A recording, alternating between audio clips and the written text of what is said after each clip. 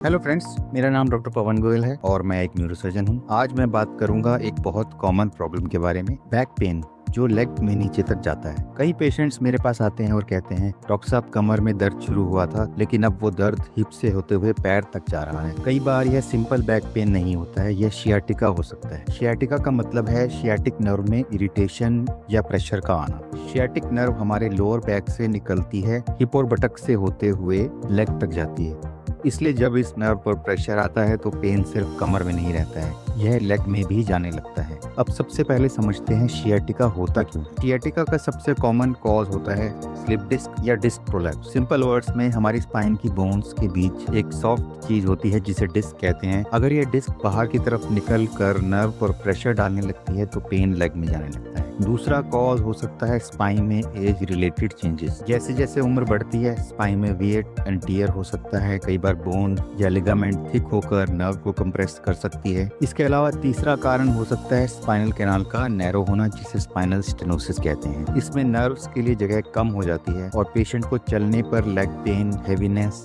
या नमनेस महसूस हो सकता है। कभी कभी गलत पोस्चर, लंबे समय तक बैठना, भारी वजन उठाना, मोटापा या वीक बैक मसल्स भी प्रॉब्लम बढ़ा सकते हैं। हर पेशेंट में कॉज अलग हो सकता है, इसलिए प्रॉपर इवेल्युएशन बहुत जरूरी है। कई पेशेंट्स को लंबे समय तक खड़े होने या चलने में डिफिकल्टी होती है, लेकिन कुछ सिम्टम्स ऐसे हैं जिन्हें इग्नोर नहीं करना चाहिए। अगर लेग में वीकनेस आने लगे, पैर उठाने में डिफिकल्टी हो, चलते समय पैर घिसने लगे या ब्लैडर और बॉल कंट्रोल में प्रॉब्लम आने लगे तो यह एक सीरियस साइन हो सकता है। ऐसे सिम्टम्स में देरी नहीं करनी चाहिए, इमीडिएटली स्पाइन स्पेशलिस्ट या न्यूरोसर्जन से कंसल्ट करना चाहिए। अब बात करते हैं डायग्नोसिस की। सिर्फ पेन की बात सुनकर डायग्नोसिस फाइनल नहीं किया जा सकता। डॉक्टर पहले आपकी हिस्ट्री लेते हैं, पेन कहाँ से शुरू हुआ, कहाँ तक जाता है, वीकनेस है या नहीं, यह सब देखना पड़ता है। इसके अलावा क्लिनिकल एग्जामिनेशन भी काफी इंपॉर्टेंट है, जैसे लेग में पावर, लेग की सेंसेशंस और रिफ्लेक्सेस चेक किए जाते हैं। कई केसेस में एमआरआई की भी जरूरत पड़ती है। एमआरआई से ही पता लग सकता है कि डिस्क नर्व पर प्रेशर डाल रही है या नहीं, कोई हड्डी तो नहीं बढ़ी हुई है और प्रेशर कितना है, कौन से लेवल पर है, क्या उसे सर्जरी की जरूरत है या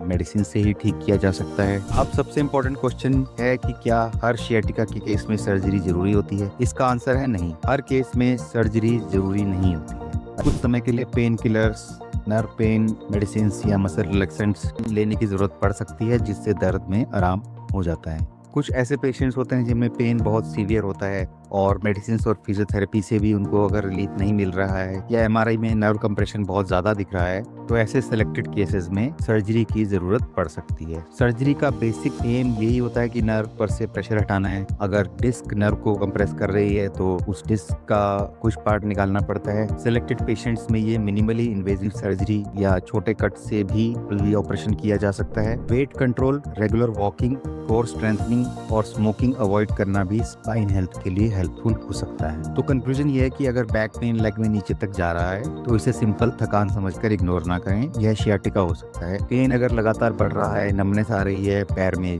किसी तरह की वीकनेस फील हो रही है या यूरिन कंट्रोल में दिक्कत आ रही है तो टाइमली इवैल्यूएशन बहुत जरूरी है।